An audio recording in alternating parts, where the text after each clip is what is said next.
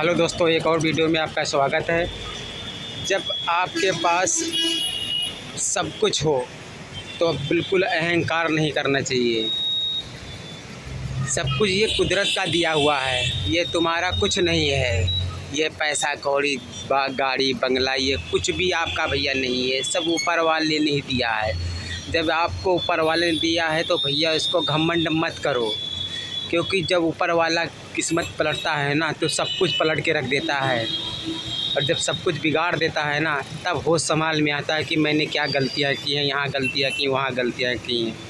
इसीलिए जब अच्छा वक्त चल रहा हो ना तो हमेशा दूसरों की मदद करनी चाहिए। दूसरे के बारे में बुरा नहीं सोचना चाहिए, अच्छा सोचना चाहिए, क्योंकि जहाँ वो है ना कल वहीं भी तुम भी थे। जहाँ वो है खड़ा हुआ व्यक्ति है वहाँ कल तुम भी थे, लेकिन तुम वो कल वाला दिन भूल चुके हो। इसीलिए कल वाला दिन मत भूलो। मैं जो बात ये दिल से अपने कह रहा हूँ भैया, क्योंकि मेरे पे बीती हुई बात है। मैं बहुत बड़ा एक पैसे इंजीनियर था, किसी कंपनी के अंदर कमाता था, बढ़िया बढ़िया रहन सहन था। मैं सोचता था यही कि मैं भैया बहुत बड़ा इंजीनियर हूँ, मैं कमा के खा लूँगा, ये वो कर लूँगा, ये कर लूँगा। लेकिन तकदीर ने जब पलटी तो सब कुछ पलट के रख दिया। इंजीनियर तो मैं हूँ, लेकिन मैं काम के लिए इधर उधर भटकता रहता हूँ, एक जगह से दूसरी जगह तीसरी जगह, कहीं सेटलमेंट नहीं भैया हो पा रहा हूँ। इसीलिए जो मेरे पे बीत हो रही है ना भैया, वही मैं बात आप लोगों को बता रहा हूँ कि जब कुछ सब कुछ होते हुए भी अब घमंड मत करना, क्योंकि सब ऊपर वाले ने दिया ही है, सब उसी ने खुदा ने दिया है ना।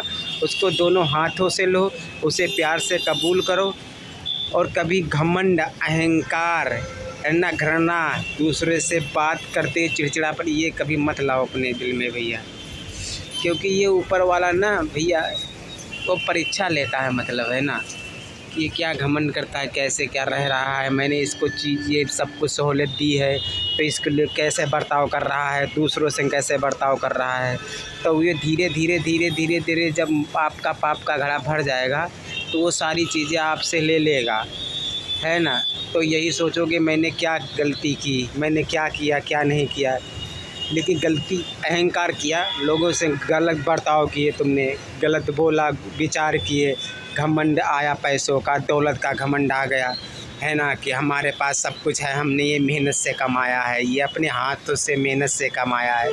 लेकिन मेहनत से कमाया तो है आपने, लेकिन देने वाला तो खुदा है, देने वाला तो खुदा है भैया। उसी ने तो कहा इस रास्ते पे चल, मैं आगे बैठा हूँ, देने वाला हूँ, तभी आप उस रास्ते पे चले हो।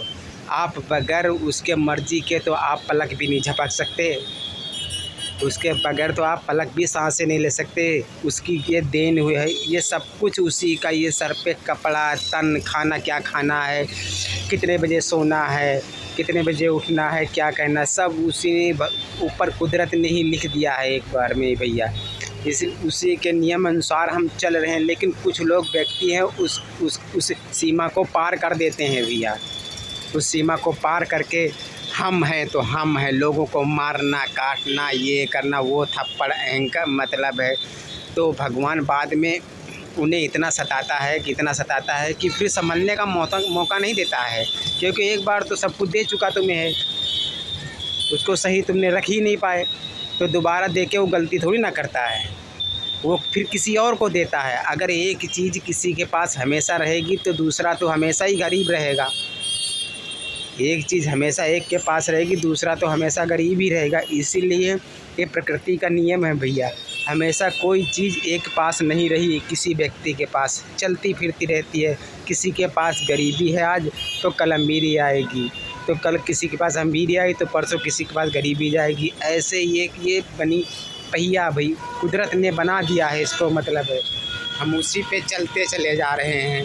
लेकिन कुछ व्यक्ति ये सोचते हैं कि हमारे अंदर हम घमंड कर रहे हैं कि हमारे पास 4 गाड़ियाँ हैं, बंगला है, कंपनियाँ चलनी, फैक्ट्री से हम बैठे बैठे कमाएंगे। कुछ नहीं कमाओगे। एक तिनका नहीं होता, जैसे पानी में डाल दो, ऐसे इस तरह से हो उसके सामने, ऊपर वाले के सामने। देखा है एक तिनका पानी में, एक नदी जा रही हो, उसके अंदर एक तिनका डाल दो तो ऐसे तैरते हुए जाता ऊपर, उस तरह से आप हो भैया।